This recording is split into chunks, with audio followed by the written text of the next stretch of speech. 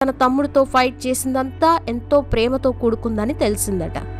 Degree చదువుతున్నప్పుడు director Vasant తాను తీయబోయి అసై మూవీలో హీరోగా ఆఫర్ ఇచ్చారు. ఎందుకంటే సూర్య తండ్రి శివకుమార్ అంటే ఆయనకి పెద్ద ఫ్యాన్. ఇంకా అంతేకాదు వసంత్కి శివకుమార్ ఎంతో హెల్ప్ చేశాడు. ఆ ఉద్దేశంతో హీరోగా ఆఫర్ ఇచ్చాడు.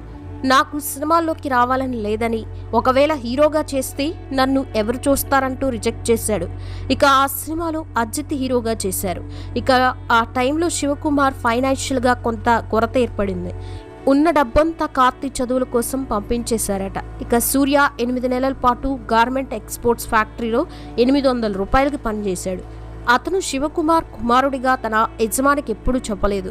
కానీ అతని యజమాని చివరికి నిజాన్ని స్వయంగా తెలుసుకున్నాడు. ఇక వెళ్ళి సినిమాలు చేసుకుంటూ లైఫ్ ఎంజాయ్ చేసుకో అని చెప్పాడట. ఆ తర్వాత మణిరత్నం డైరెక్టర్ వసంత్ అజిత్ని, విజయ్ని పెట్టి ఒక